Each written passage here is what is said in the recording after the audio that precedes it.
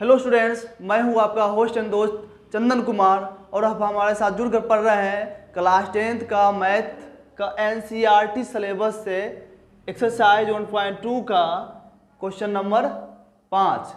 इससे पहले हम 4 नंबर क्वेश्चन तक पढ़ चुके हैं, तो आइए इसे देखते हैं। ये क्या बोल रहा है, क्वेश्चन क्या बोल रहा है, क्वेश्चन को समझते हैं। पहले क्वेश्चन को समझ लीजिए, आंसर तो अपने आप दे दीजिएगा। जांच कीजिए कि, और इसे हम 2 तरीके से बनाएंगे। एक सिंपल तरीका है, एक थोड़ा सा हार्ड होगा जो लिखने वाला होगा। तो पहले सिंपल तरीकों को देख लीजिए। जांच कीजिए कि क्या किसी प्राकृत संख्या n के लिए, जांच कीजिए कि किसी प्राकृत संख्या n के लिए, प्राकृत संख्या किसे कहते हैं?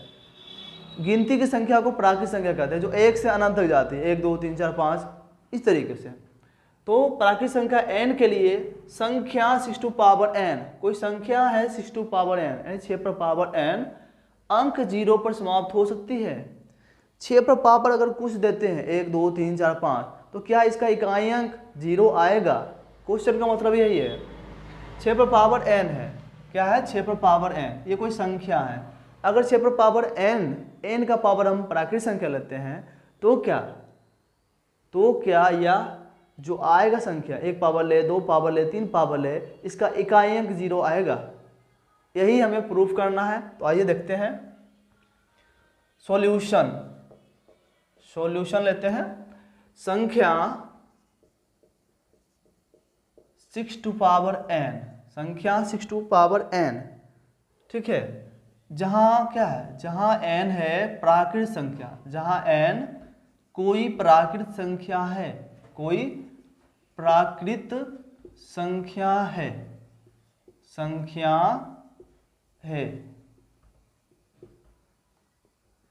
जहां n कोई प्राकृत संख्या है।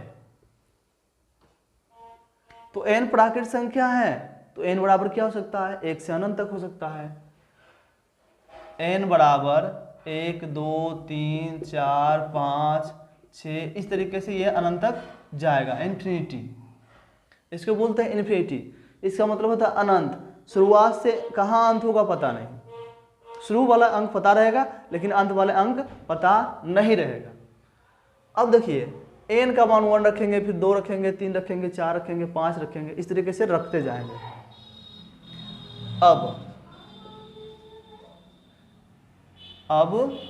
अब हम रखते हैं n बराबर n। अब जब n बराबर 1 रखेंगे तो 6 to power n equal to 6 to power 1 equal to 6। देखिएगा, पहले वाले यानी पावर 1 रख रहे हैं तो क्या आया इकाई अंक? 6 आया, 0 नहीं आया। अगर हम n बराबर 2 रखते हैं तो 6 टू पावर n बराबर 6 टू पावर 2 इक्वल टू 6 गुना 6, 6 गुना 6 गुणा करिए, 6 से 36 आ रहा है। क्या 0 आया इकाई अंक? इसका मतलब ही अंक 0 पर समाप्त होना चाहिए। समाप्त होने वाला अंक क्या होता है? लास्ट वाला होता है, इकाई अंक होता है। इकाई अंक क्या है? 0 नहीं है। और अगला भी देख लीजिए, पावर 3 बैठा देख लीजिए। यदि n बराबर 3 है तो 6 to power n equal to 6 to power 3 equal to 6 गुना 6 गुना 6, 6 से 36 गुना 6 बराबर 216। कितना हो जाएगा? 216। 6 गुना 6 गुना 6 बराबर 216। 6 चक 36 गुना 6 216। इसका भी इकाई अंक 0 नहीं आया, यानी कि ये भी संख्या 0 पर समाप्त नहीं हो रहा। n बराबर 4 ले लिए तो 6 to power n equal to 6 to power 4 equal to 6 गुना 6 गुना 6 गुना 6 बराबर 216 गुना 6। यही ना होगा? 6 चक 36 गुना 216 गुना 6, तो 6 चक 36 के 6 बाकी 3, 6 का 6 3 9, 6 दूना 12, 1296। देखिए, किसी भी संख्या में यह जो है 0 पर समाप्त नहीं हो रहा है। इसी प्रकार आगे भी होगा, डॉट डॉट डॉट। इसी प्रकार क्या हो जाएगा? आगे भी हो जाएगा। इसी प्रकार आगे भी, लेकिन आगे जाने से कोई फायदा है नहीं। आगे जाने से कोई फायदा है नहीं। क्यों नहीं है? क्योंकि हम प्रूव कर चुके हैं कि किसी का भी इकाई अंक 0 नहीं आ रहा है। यानी कि यह जो संख्या है 6 टू पावर n है, इसका इकाई अंक 0 नहीं आ रहा है, यानी कि 0 पर समाप्त नहीं हो रहा है। अब लिखेंगे चूंकि चूंकि संख्या, क्योंकि लास्ट में हमें निष्कर्ष लिखना जरूरी होता है इस तरह के क्वेश्चन में, तो निष्कर्ष हम लिखेंगे। चूंकि संख्या 6n के लिए प्राकृत संख्या n बराबर 1 2 3 डॉट डॉट रखने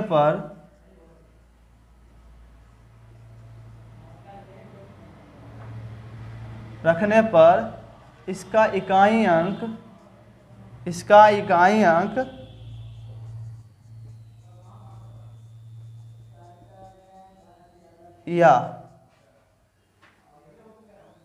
या समाप्ति अंक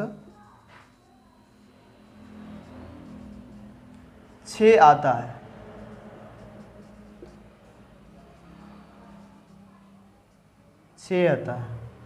अतः देखिएगा, अतः हमेशा लास्ट में, अतः संख्या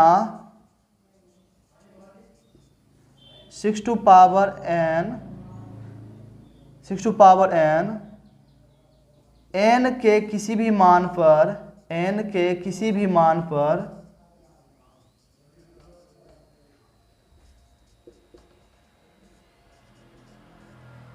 n के किसी भी मान पर अंक 0 पर समाप्त नहीं होगा। अंक 0 पर समाप्त नहीं होगा।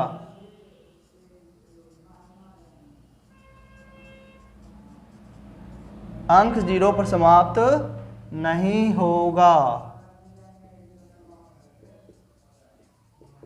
बिल्कुल इजी क्वेश्चन है और ये प्रूफ हो चुका है। क्वेश्चन को फिर से देख लेते हैं। देखिए, जांच कीजिए, हम जांच कर लिए, ठीक ना।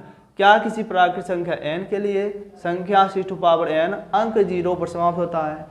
यानी कि 0 पर समाप्त होना चाहिए। 6 पर पावर कुछ भी रखें तो हम रख लिए पावर 1 2 3 4 इस तरीके से कुछ भी पावर रखे। देख लीजिए इकाई क्या है 6 पर अंत हो रहा है, 0 पर अंत नहीं हो रहा है।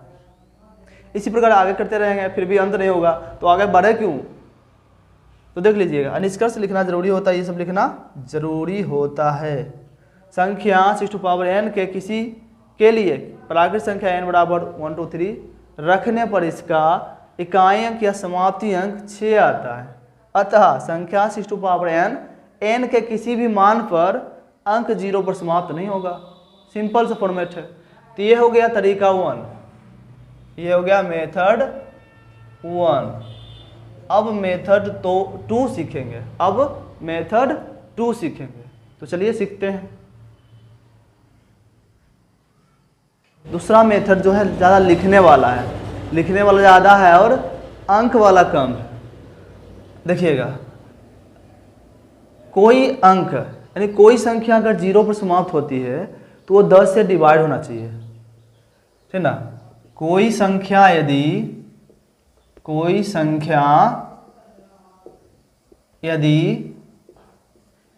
0 पर समाप्त होती है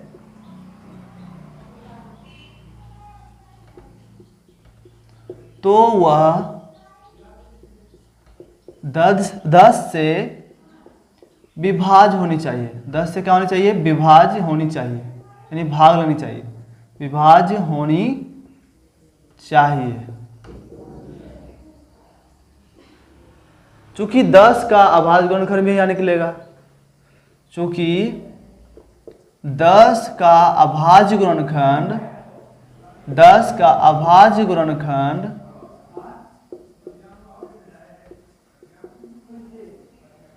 चूंकि 10 का अभाज्य गुणनखंड 2 गुना 5 है, चूंकि 10 का अभाज्य गुणनखंड 2 गुना 5 है, और चूंकि 10 का अभाज्य गुणनखंड 2 गुना 5 है एवं 6 टू पावर n का अभाज्य गुणनखंड 6 टू पावर n का अभाज्य गुणनखंड 2 गुना 3 6 में क्या है? 2 गुना 3 3 दूना 6, 2 गुना 3 पे पावर n, क्योंकि 6 पर पावर n है इसलिए 3 दूना 6 पर पावर n, ठीक। चूंकि 6 टू पावर n के अभाज्य गुणनखंड में 5 नहीं है, इसलिए यह कौन 6 टू पावर n 5 से विभाज्य नहीं होगा, 5 से विभाज्य नहीं होगा, विभाज्य नहीं होगा। चूंकि यहां देखिएगा कि 10 के गुणनखंड में 2 गुना 5 होता है, 2 गुना 5 होता है तो आता है 10, इकाई अंक 0 आ जाता है। इस कारण ये किसी भी संख्या में अगर भाग देंगे तो 10 से डिवाइड होगा, लेकिन उस संख्या का अंतिम अंक 0 होना चाहिए। लेकिन 6 टू पावर n में गुणनखंड क्या है 2 गुना 3, 5 नहीं है। अगर 5 रहता 10 आ जाता तो गुणनखंड इसका इकाई अंक 0 आ जाता, लेकिन है क्या 3 है, 5 की जगह पर 3 है, इसलिए यह 10 ला ही नहीं सकता। किसी भी कीमत पर इकाई अंक इसका 0 नहीं आएगा। 3 गुना 6 आ रहा है, इकाई अंक इसका किसी भी कीमत पर 0 नहीं आ सकता है। अब पिछले दूसरे तरीके से इसका सोल्व किए थे, क्या 0 आया था इकाई अंक? नहीं आया था। तो इसमें भी क्या संभव है? नहीं संभव है। अब देखिए एक अंकगणित की प्रमेय है, इसके बारे में भी हम बता चुके हैं। अंकगणित की आधारभूत प्रमेय से, अंकगणित की आधारभूत प्रमेय से, आधारभूत प्रमेय से, अंकगणित की आधारभूत प्रमेय से 6 टू पावर n का अभाज्य गुणनखंड,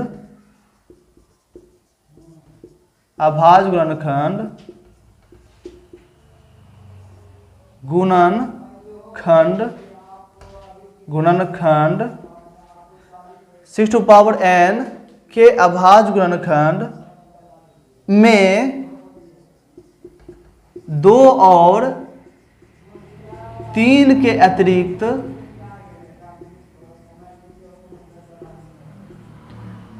सिक्स टू पावर n के अभाज्य गुणनखंड में 2 और 3 के अतिरिक्त कोई दूसरा गुणनखंड नहीं है, कोई दूसरा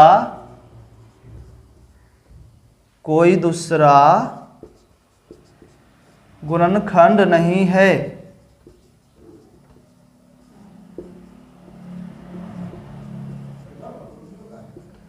6 टू पावर n के अभाज्य गुणनखंड में 2 और 3 के अतिरिक्त कोई दूसरा गुणनखंड नहीं है। चूंकि यह अभाज्य गुणनखंड के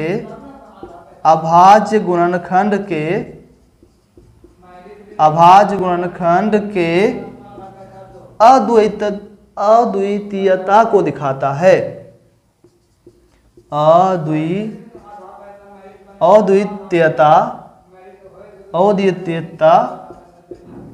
अद्वितीयता को दर्शाता है या बताता है।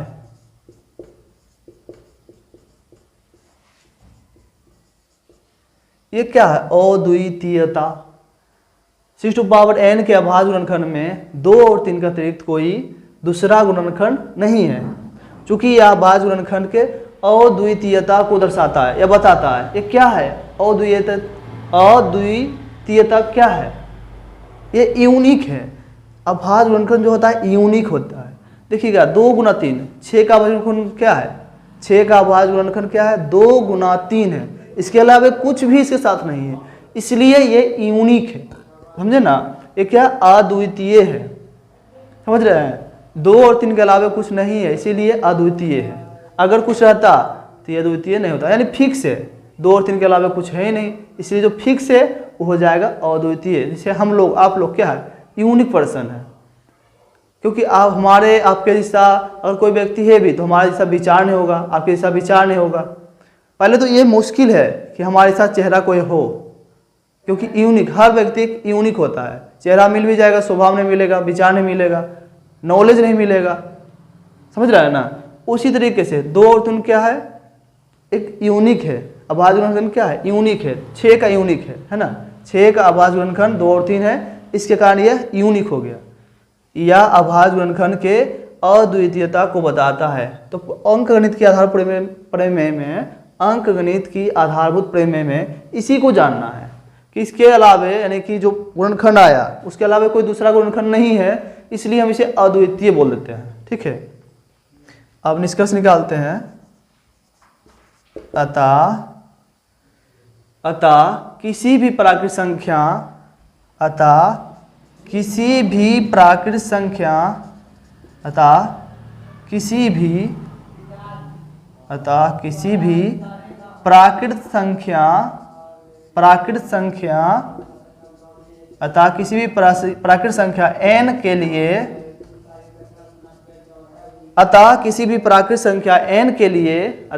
प्राकृत संख्या n के लिए संख्या 6 to power n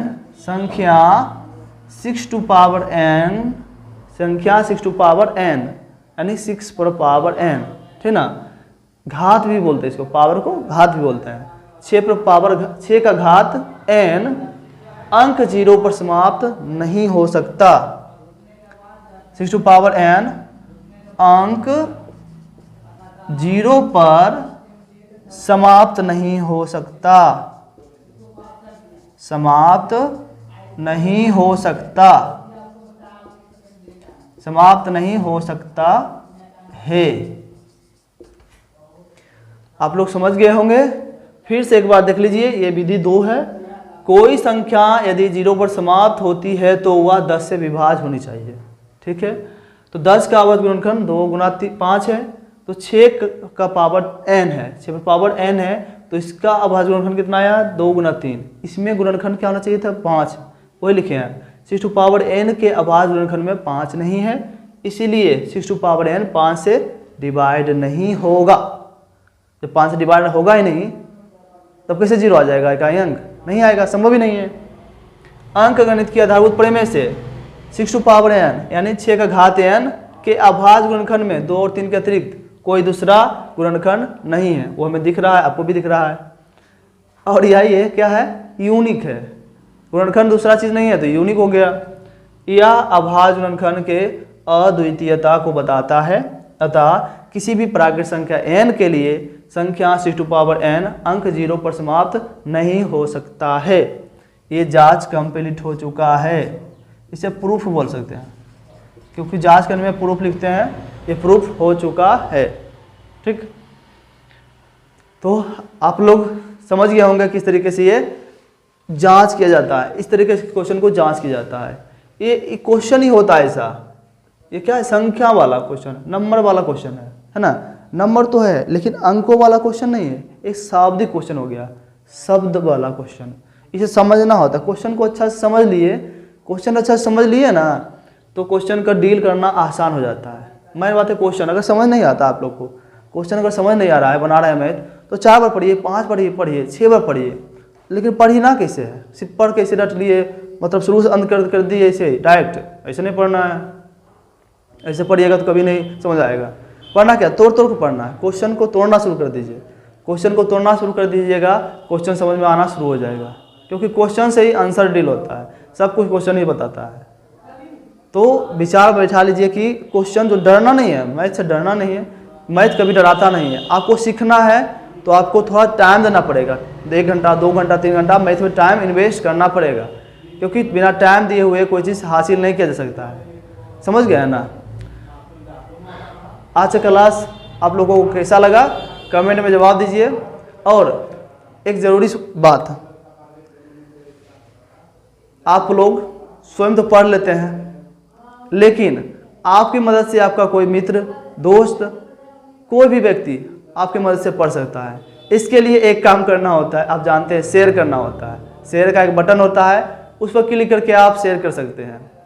शेयर कर दें, कमेंट करें, लाइक करें, अपना जवाब देते रहे हमें कमेंट में, ताकि हमें प्रोत्साहन मिलते रहे। क्योंकि आपके कमेंट से ही हमें प्रोत्साहन मिलता है कि और भी अच्छा करें। जो हम क्लास ले रहे हैं, लेक्चर ले रहे हैं, उसमें अच्छा सुधार करें। तो आज के लिए यहाँ तक। आपका दिन शुभ हो। धन्यवाद।